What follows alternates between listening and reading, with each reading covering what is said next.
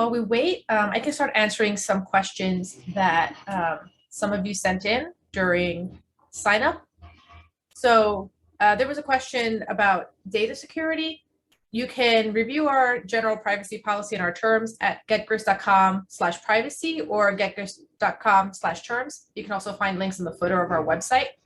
But just high level, Grist employees never look at your data and can't even open your documents unless you explicitly share them with support at getgrist.com. Of course, the data by necessity exists in an unencrypted form in some of Grist's internal systems, and only select employees have that key, and policy prohibits them from looking inside documents. There's secure HTTPS connections for all access to Grist via the public internet, both with website and API calls. Long-term storage is in AWS S3, and it's encrypted and stored in the US. Regular backups of Grist documents are made and are also stored in an encrypted form. And if you delete a document, they are stored for 30 days in a trash folder, but you can immediately purge them if you want to do that. And when you delete the document, you also delete all of the automatic backups associated with that document. There's also a question about how to get started with Grist. Like, what's the first thing you should do to learn Grist? So I really think if you go to our help center, these 3 how-to tutorials, we give you sample data. You can download a CSV and then we walk you through the basics. So the very first one is just references and linking. Then we have charts, dynamic charts, that's an analyze and visualize data, summary tables as well, those are pivot tables, and then managing business data sort of combines these concepts and gets a little bit, it's good for learning structure. But you can also go to our YouTube channel where you can see tutorials we have for reference columns, summarizing data, getting started, and also past webinars. The very first one is great if you're coming from spreadsheets because it explicitly compares how something is being managed in a Google Doc and then migrating to Grist and how should you think about things structurally. Okay. There was also a question about how to lock the toggle filter bar. So you can add buttons. If you're not familiar with this, above a widget, you can have filter buttons. So you can lock that with access rules, which we'll cover today. You can lock that by locking schema edits. So we'll get to that in a little bit. Someone also asked about special rules for summary tables. So as you know, you can link between a table to itself. So linking like a table of contacts, like a card widget that has a lot of information to the contact's name. You can also link across references, but with summary tables, there's an example of this in our templates in the general ledger. You can either link summary tables that are summarizing the same underlying data. So here it's just one table, it's transactions, expenses, and income. So here you can see that when I click on this summary table, it is updating this summary table, which is summarizing the same underlying data. Or you can link the underlying data to the summary. So it's like you're drilling down into each group. But if you try to do it across references, that won't work. So I think that's why sometimes people think it's inconsistent. This is how it works, and you can see it in our general ledger. And there was also a question about using Grist with Amazon Seller Central Reports. So Amazon Seller Central Reports, it's very complex. And I think the hard part is figuring out what do you need from those really big reports to push to Grist. And then once it's in Grist, it should be pretty easy to organize it and get the insights you need. But if you're not very familiar with Amazon Seller Central data, you might want to work with a contractor who knows it very well and knows, how to extract exactly what you need. Okay, I see some questions are coming in. Dimitri, if you want to just like unmute and tell me if there's any we should talk about, we can do that now. We have a question why we are not right now on YouTube Live. It's a good question. We could with something like StreamYard, I guess. Yeah, we could do it that way. If people would prefer that, we could. So it would just be comments coming through YouTube instead of Zoom. Yeah. And there is a question just now about using Authelia for access rules. I don't think we know enough about Authelia, so maybe you can maybe you can ask this question in the community forum. That would be a better place to discuss it. Mhm. There's something here about translation tasks.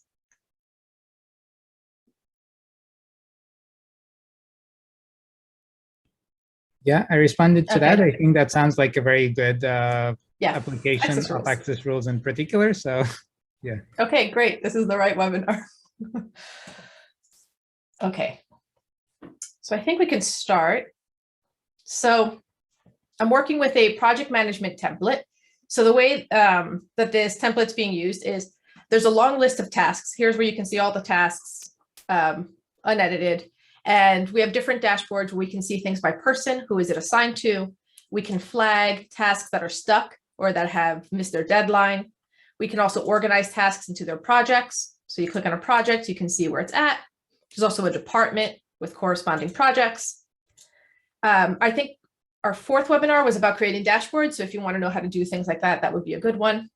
And then we have a table of people. So these are the team members and what department they belong to, whether or not they're a manager, their title, and some contact information. So right now with default rules, what we have is everyone added to this document, which I have done. So we have the whole team is here. Everyone's an editor except for Splinter. He's the owner. You might notice something about the names. So right now, all owners and editors have the same permissions. They can update anything, delete anything. They can change the structure.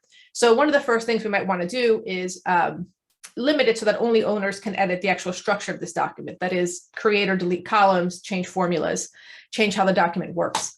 But there might be other things we want to do as well. For example, maybe the departments table, owners can edit it, but editors should only be able to read it. And maybe in the people table, similarly, we only want owners to edit it, but we might want an exception where editors can read most of this, but can update phone numbers, for example, just to show a column exception. And then within tasks, we have this archive column, and maybe this is useful for the owner to hide things that they just, that are really old, irrelevant, a distraction. So how can we hide tasks based on a value in a given field? And then the very last thing we'll do is say, with tasks, I only want people that belong to a particular department to be able to edit those tasks. They can see all tasks, but they can only edit those tasks unless they're a manager. Managers can edit anything, right? So those are the rules we're going to tackle on this part of the webinar. And we'll go one by one. So to do access rules, to start creating them, on the bottom left under tools, we have access rules. So when you go there and you have none, this is what you see. You see default rules that say if the user access, so that's the access that a user's been given when they're at the document, is editor or owner, they have all permissions. A viewer is read only and everyone else is blocked. So let's go through what these permissions are. So the first one is read. You can read data in a cell. You can update data within it. This one allows to create. So these are different. Just because you have an update permission doesn't mean you can necessarily create new records. You can also delete records. And the last one is schema edits. So this is the structural changes to the document itself. So we want anyone who is not an owner to be prohibited from making structural changes. So we're going to start writing our first rule. As you start typing, it starts autofilling, similar to formulas in Grist. So here you can see as I start typing user, Grist is offering different attributes. So am I restricting based on the user's access, the email that they use to log in to Grist, their ID, if I know it, their name, that's the name you set in your profile settings, or other attributes. So user access is the most common one here. So I'm going to say if you are not an owner, then you cannot make structural changes. So the access rule formulas are a restricted subset of Python. So we're using Python syntax here. So in Python, it's exclamation point equal sign for is not. And one thing you'll see over and over that sometimes trips people up is when you're doing a comparison, you use a double equal sign. A single equal sign is you're defining something, we're defining a variable, and a double equal sign is a comparison. But in this case, we're saying if they're not an owner, then they can't make structural changes. So let's go ahead and save that. Okay, so let's see. Any questions? Looks like we're okay.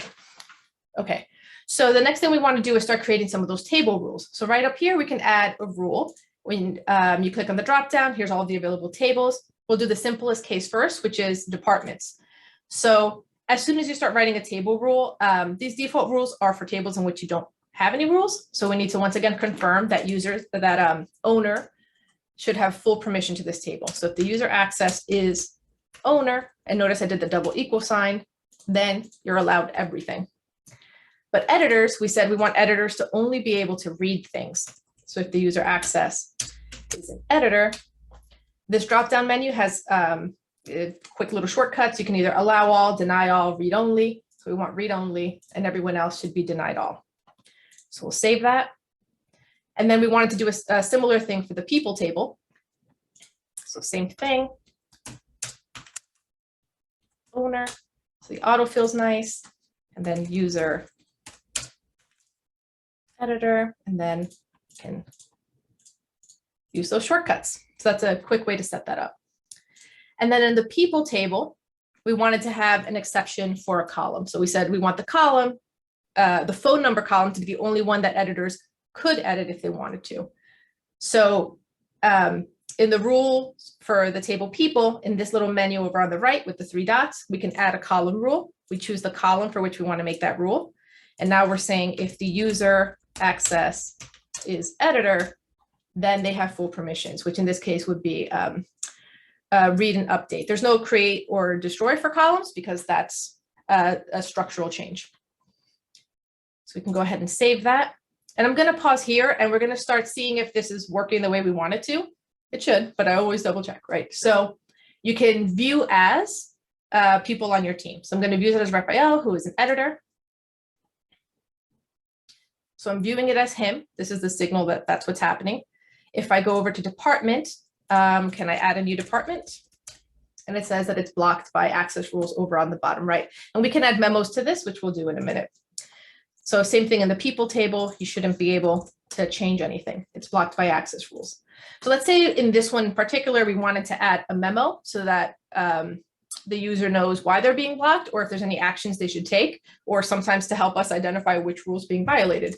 So let's return to viewing as ourselves, go back to access rules. And in the people table, the one that restricts updating, creating or deleting in this table, we're going to add a memo. So you can do that. I usually like to add before the formula, a line above, hashtag, and here, let's see, I'll just copy and paste one that I have here. So we have a little note saying what to do, and let's see how that looks in the memo.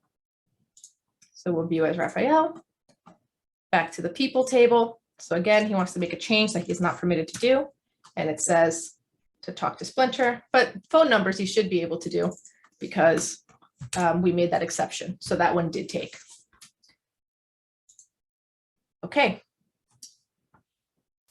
I'm going to pause for questions real quick about table or column rules, just in case, before I move on to rows.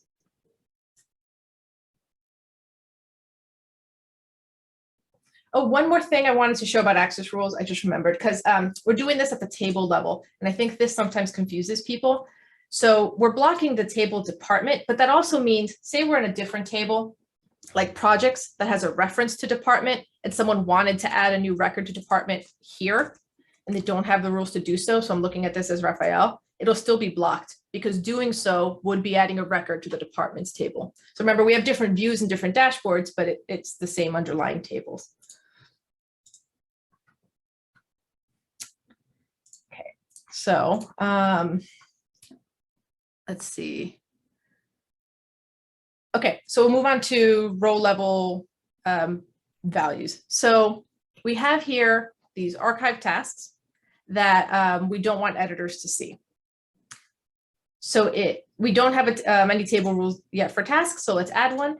So we're working in tasks now. And what we're saying is if you're not an owner and that record is the record's archive field is set to true, so it's a toggle column, so it's either true or false, they should have no permissions. So we're saying if the user access, they're not an owner,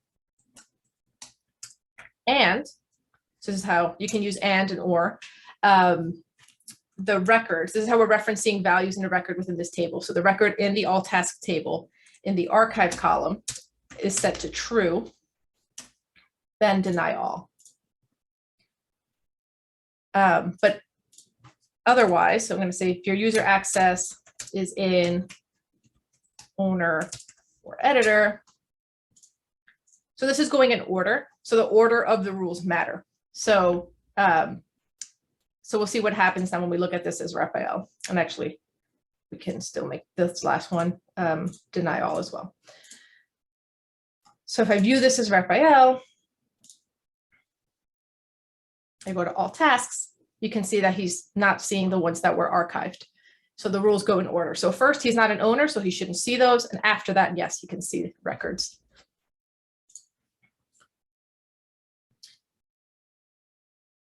Okay, and while we're here, why don't we just go ahead and hide that archive column altogether? So we'll add another column rule to archive. That's the question mark is an underscore. That's why it looks that way. So if I say user access, we're saying the user access is not owner. That's right. That's what we're doing. And you should be denied. Okay. So the next thing that we wanted to do is set rules so that people can either read or edit tasks depending on which department they belong to. So now we're using user attributes and matching them based on what the information in this table. So you saw, so let's go ahead and add a new user attribute. So what we're doing here is we're saying we want to call on a new attribute looking up information in a particular table so that rows behave a particular way. So we're going to name this new attribute person, and we're going to pay attention to email. So we're saying when someone comes to this document, look at what email they used to log into Grist and look it up in the people table in the email column. So this is how we're defining the user attribute person. So I'm going to save that. So when I come back down to all tasks, you can see as I start writing a formula, like user dot, there's still access, email, everything before. There's also now person. And you can see that when I start typing person, this is the attribute we just created. The fields here are the fields from the people table. Remember, the people table had the name, the title, the email, phone number, whether or not they're a manager, what department they belong to. So in this case, what we care about is which department they belong to. And we're saying if the person logged in, if their attribute, if their department equals in the all tasks table, the records department, if there is a match between their department and the department in the task, then we're going to set certain permissions for that. And the other thing that I want to do here is what about tasks that have no department set? Like what if there's just miscellaneous tasks, or if I'm creating a new task and I haven't set the department yet, I may not want to block that. So I'm also going to add or not. So this means that there is no value in the department. So either when there's a match between my department and the department of the task, or if the task department is blank, then I will allow all. And we can go ahead and add a message here as well. Let me just save that and I copy and paste the message. Okay. I'm just going to add that above. Okay. So let's see how that behaves. So I'm going to view it as Raphael again. I'm in tasks. So again, remember we blocked the archive column. That's why we're not seeing that anymore. We're not seeing the archive tasks. Raphael's in Clan Wars, so he should be able to edit this. That worked, but he's not in martial arts, so he shouldn't be able to edit this. Oh, I must have done something wrong. I must have copy and pasted wrong. Let's see. Oh, I know what I did. I forgot to remove this. Remember, everything is in order. I'm changing things for editors. That's what we need. Let's save this and make sure that he can read the other ones. Now we should do it. So the order is super important. So now can you change this? Nope, now it's blocked. So just make sure you don't have conflicting rules above. So let's come back over here. So that's how we have it. So it's restricted based on department. You can still see everything. You can only edit yours. If not, there's a memo that comes up. Make sure to remove it from here. Normally you wouldn't even have added it in the first place, but so one more thing, we wanted managers to be able to edit any task. So in that case, what can we do? Similarly, we want a manager to basically have almost all of an owner's permissions, except still not see the archived tasks. So I'm going to add in here or. So either an owner or a user whose person attribute for manager is set to true, because that is also a toggle column. So in that case, manager should still be able to edit everything. So April is a manager, so let's view it as April. And her task, her department is PR, but she should still be able to edit anything. And she can edit anything because she's a manager. Okay, so that's what I wanted to show for this one. We're going to do one more template, but I want to pause for questions real quick, just in case there are any.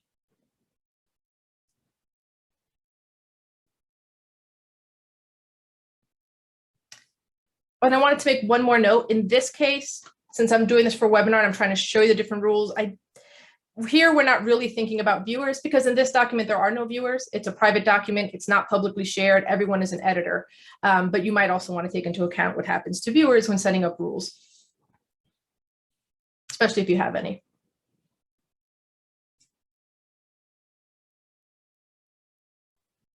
Okay. So the other thing I wanted to cover is you can also do access rules with publicly shared documents.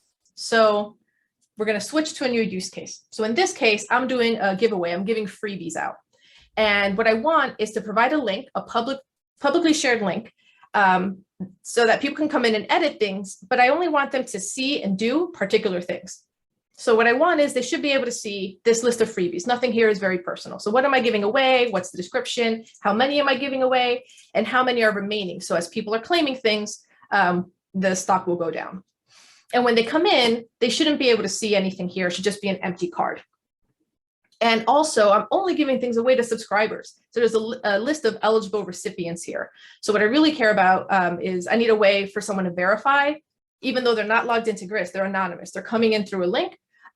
So I don't care about the user attribute email like we did in the last one, because we don't know it. They may not even have a Grist account. I just need them to verify who they are when they submit a claim. So when claims are coming in, I have a formula. It's just like based on the submission, are they an eligible recipient, yes or no? And I also want to limit it so that each eligible recipient can only claim one of the freebies, so you can't just hoard them, and make sure that they're only taking freebies for which there's stock left. So if there's no more left, we shouldn't be able to go in the negative. This user ID column, right now it's blank, but I'll just show you what happens if I were to create a new row. It's grabbing like either the user ID or like a session if someone is anonymous. And I'll show you why that's important in the access rules in a minute, how I'm going to use that.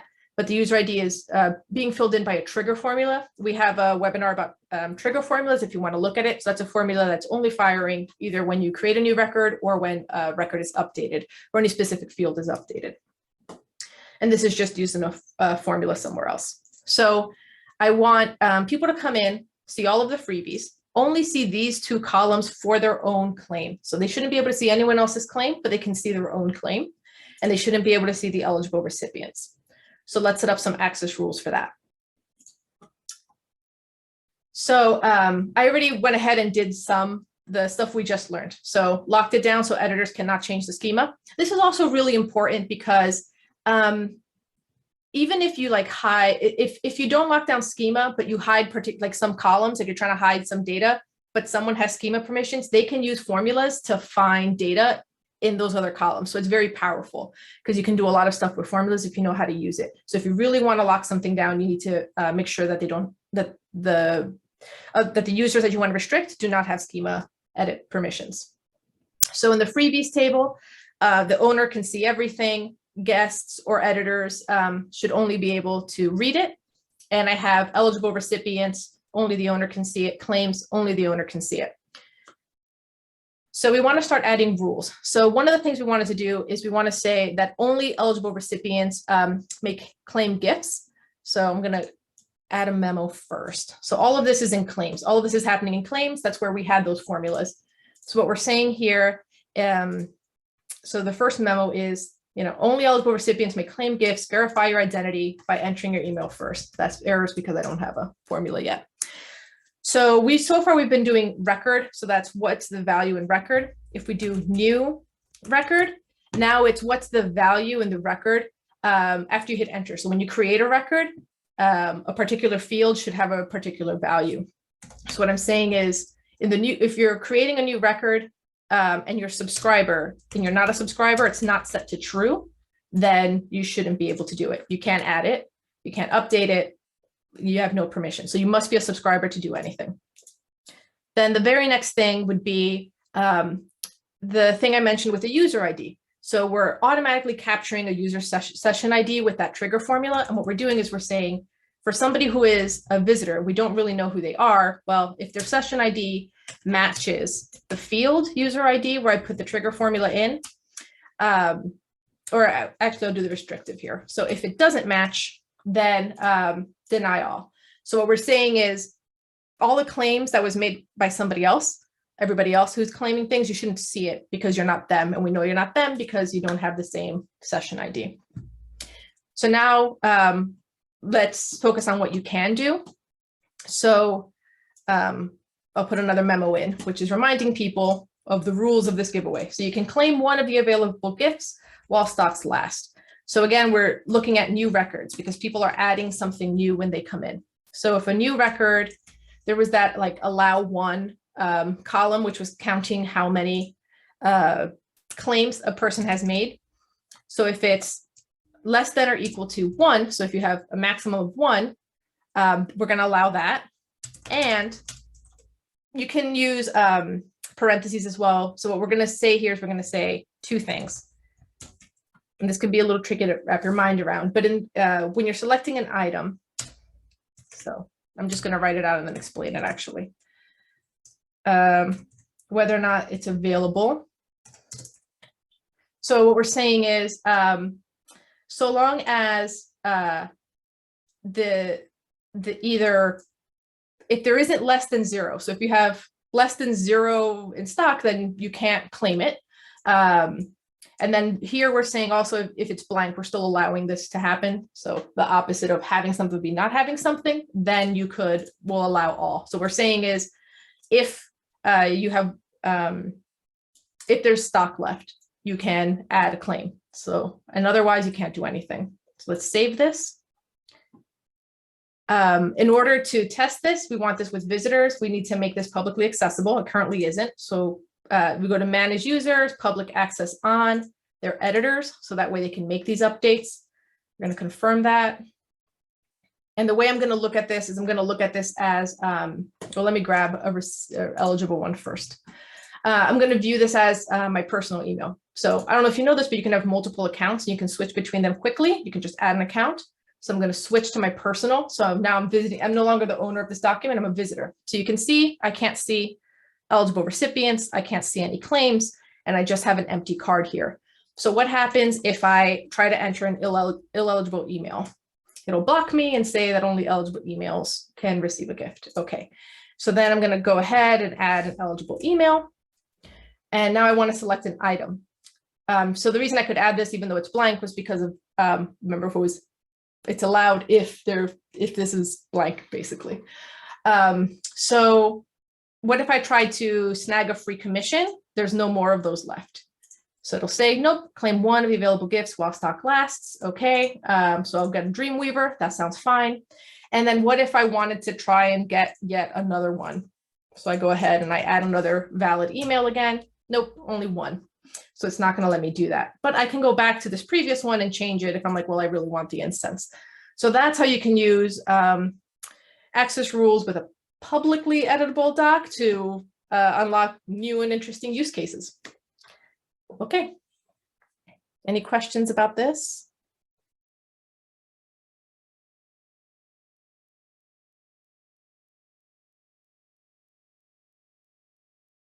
Oh, actually, let me go back to viewing as the owner. That trigger formula where I'm grabbing the user session, the formula is just, sorry, I should do it over here because it's a trigger formula. It's just user.SessionID. It's the same attribute. Only trigger formulas can call user attributes this way. Regular formulas cannot. So that's how I pull that in automatically. So you can see that when I grab the instance, it was automatically pulling in that ID.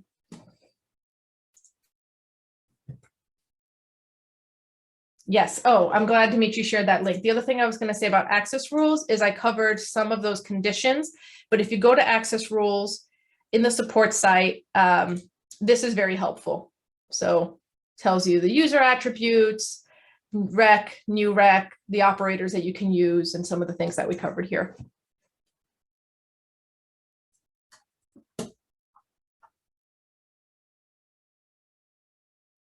Can you say something about hiding columns for specific users? Only a subset of columns in a table when a user is part of a specific, yes. So let's go back to that example. So you would just add a rule. So how could we do it this way? Maybe, so in this case, we have, this is a reference formula. So you're saying, just to be clear, like if they're in martial arts, they can't see, I don't know, due date or something. Is that what you're asking? Okay. So maybe the easiest way to do this would just be to pull the text out. Let's see. Right, Dimitri, would just be to pull the text. That's a hard code, the thing that you could have a band list, I guess. But for the sake of doing this quicker, I would just do text. I don't know if Dimitri has a better way. I think it should be possible to add a rule that blocks read access when department is a certain value. Yeah, it's just department here is, you know what, I can just expose, it's a reference is what I'm saying. Oh, you could, you have to have a text version of it. Yeah. Yeah, that's what I was, yeah, okay. So to do that, I'm just going to do a reference lookup. So I'm going to do, sorry. So a reference lookup, it's like a VLOOKUP. So I'm doing in the department column in this table, that's a reference column. So I can drill into it and find the department's name. The reason I'm doing text is I'm going to compare text to text. So we're going to say martial arts can't see status. That was the thing we had sort of said. So if I come here, I'm going to add a rule for status. So we already created that user person. So if user person department equals, and because we're saying it's a string, we should just be able to add it like this. And then we're going to say deny all. And I hope I wrote it the same way, just martial arts. Yes, so we're going to view it as. I think it should be department text. Oh, right, department text, you're right. Yes, department text. Department text. So we can match text to text because a reference column, even though you're seeing text, is not the text that you see. It's a reference to an entire string. It's an entire record. So I wanted to view it as somebody who's in martial arts, Leonardo, I guess. Let's see.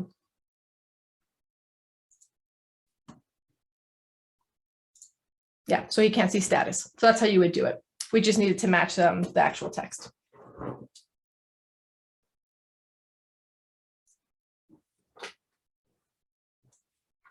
Okay, any other questions?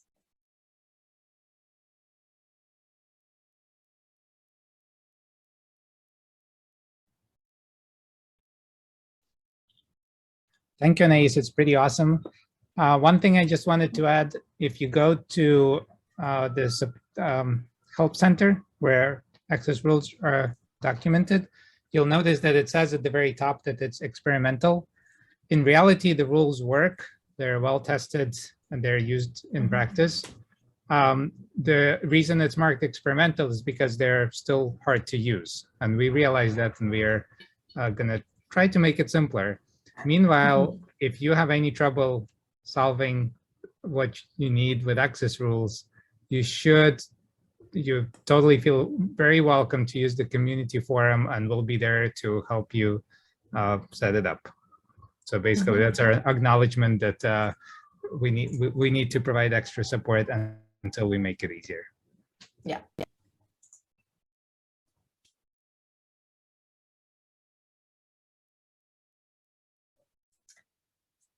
Okay.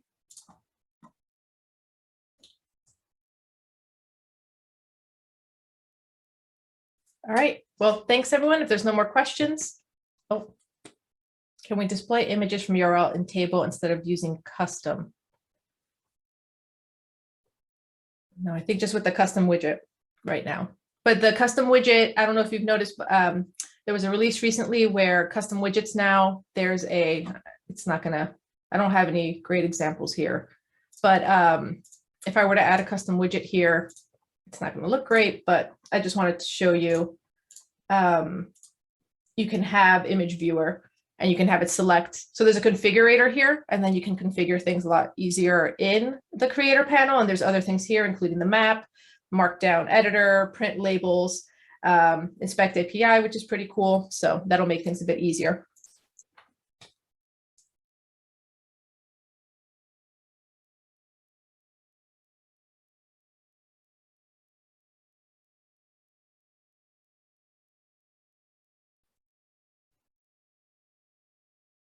Okay. I don't know if anyone else has any more questions. And thank you all for joining and for asking questions.